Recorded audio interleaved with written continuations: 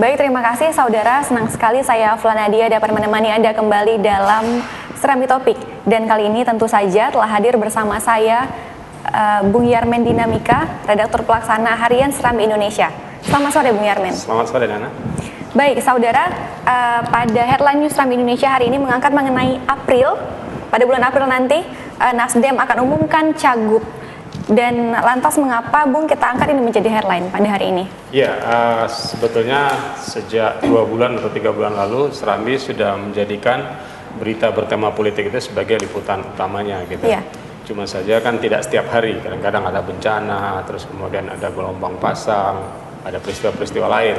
Kebetulan saja kemarin juga ke Aceh tiba Bapak Surya Paloh, sebagaimana kita tahu dia itu adalah Ketua Umum Partai Nasional Demokrat atau kita sebut atau singkatannya adalah Nasdem.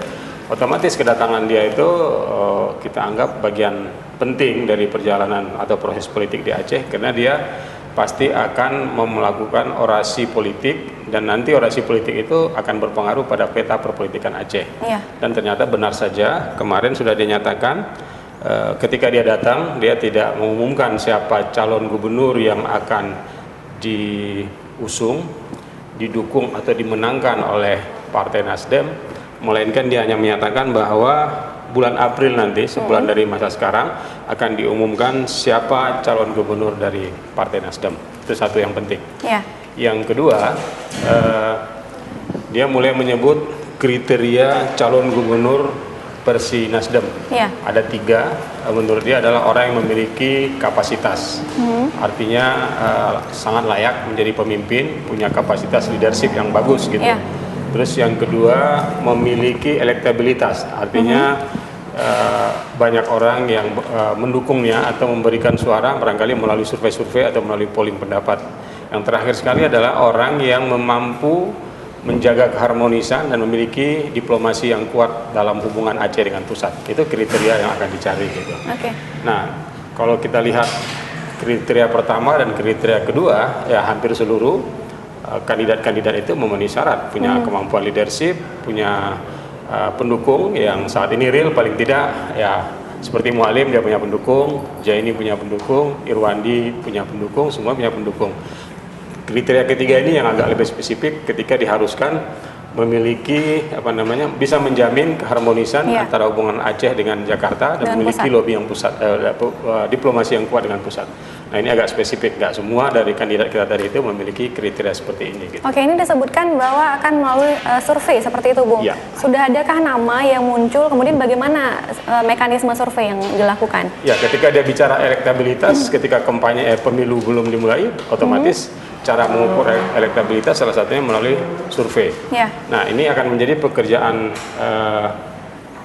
rumah bagi DPW Partai Demokrat di Aceh untuk melakukan survei. Survei pertama ya mudah kan, sebetulnya kita udah teridentifikasi orang-orang yang mendeklarasikan diri maju sebagai calon gubernur. Nah orang-orang itu tinggal dimasukkan dalam daftar survei. Tinggal nanti bagaimana metodologi surveinya, apakah melalui SMS atau melalui koran atau melalui media sosial. Saya kira itu mereka orang-orang yang pintar banyak. Baik, ini artinya Partai Nasdem sendiri tidak bisa mengusung cagupnya sendiri seperti itu? Oh begini, kita kan masih belum, tapi kita udah final ya. Dalam pemberitaan kita terakhir di Serambi, pelaksanaan pilkada di Aceh, rujukannya adalah Undang-Undang Pemerintahan Aceh. UPA. Nah, dengan demikian kita tidak harus mencari atau satu partai pengusung dia tidak harus memiliki 17 kursi di DPRA, cukup 13 kursi saja. Dengan kriteria seperti ini maka Partai Aceh adalah satu-satunya partai yang bisa langsung mengusung kandidatnya tanpa berkoalisi dengan partai lain. Tapi partai yang lain yang kekuatannya hanya 10 kursi, 9 kursi atau 8 kursi itu mau tidak mau harus berkoalisi dengan partai lain. Dalam konteks ini Nasdem udah lumayan, modalnya udah banyak. Berapa ya? 9 atau 10 kursi, dia tinggal cari 3 lagi. Dengan partai kecil saja pun yang punya 3 suara dia udah bisa mengusung 1 kandidat. Oleh karenanya posisi Nasdem menjadi strategis di bawah Partai Aceh gitu. Baik, di sini juga disebutkan ada Zaini Jalil dan juga Profesor Bahtiar Ali. Ya. Bagaimana ketokohan keduanya, Bung? Ya, ketika secara internal Pak Surya Paloh menyebut bahwa dari internal mereka dalam hal ini Partai Nasdem juga ada kandidat yang berpeluang untuk atau berpotensi untuk diusung. Dia menyebut dua nama ini. Satu Jenny Jalil, sarjana hukum, kita tahu dia adalah mantan advokat, bukan mantan advokat, sampai saat ini juga masih advokat. Tadinya pernah menjadi anggota DPR Aceh, alumni Fakultas Hukum Unsia. Dia sekarang memimpin partai. Pantas betul lah bahwa pimpinan partai ini diusung sebagai orang yang pertama menjadi calon gubernur Aceh. Nanti mungkin pada negosiasi tahap akhir, jangan-jangan bukan tidak layak, hanya layak menjadi wakil gubernur. Tapi pokoknya negosiasinya sudah dilakukan untuk posisi calon gubernur dulu gitu. Nah, kalaulah tidak orang Aceh yang ada di Aceh, ada lagi orang Aceh di tingkat nasional. Dalam ini adalah Profesor Dr. Bahtiar Ali MA, guru besar di UI, jurusan ilmu komunikasi gitu. Nah, beliau ini kan sekarang sedang menjabat sebagai anggota DPR RI. Tapi bisa saja dia pulang ke Aceh menjadi calon gubernur dengan catatan partai yang menghendaki dia harus pulang gitu. Sejauh ini dua itu calon kuat seperti dari itu. internal mereka dua. Tapi kan mereka juga kalau dari awal menyatakan bahwa elektabilitas adalah sesuatu yang penting sebagai kriteria perekrutan kandidat, maka mereka harus menghargai benar hasil survei yang akan mereka lakukan gitu. Dan kita senang kalau kemudian survei menjadi salah satu tool atau alat ukur untuk mengukur elektabilitas calon gitu. Buat apa dicalonkan kalau ternyata dari awal masyarakat tidak mendukungnya. Gitu. Baik, terkait dengan calon gubernur yang selama ini sudah bermunculan, bagaimana eksistensi untuk masing-masing calonnya menurut mata redaksi sendiri? Apanya? Eksistensi masing-masing mereka, iya. Kalau kita lihat peringkat ada sekitar dari 8 ya. Dari 8 itu yang cukup kuat pengaruhnya sekitar 4 ada.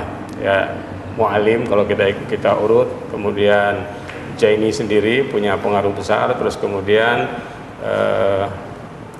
Tarmizi Karim dan Pak Irwandi Yusuf gitu. Nah, yang lain bukan tidak berpengaruh, masing-masing mereka punya kapabilitas dan punya reputasi sendiri. Seperti Pak Ranamit, dia meskipun dalam 5 atau 10 tahun yang lalu tidak berkiprah di Aceh, tapi dia berkiprah di tingkat nasional, bahkan posisinya sangat strategis menjadi wakil ketua MPR gitu.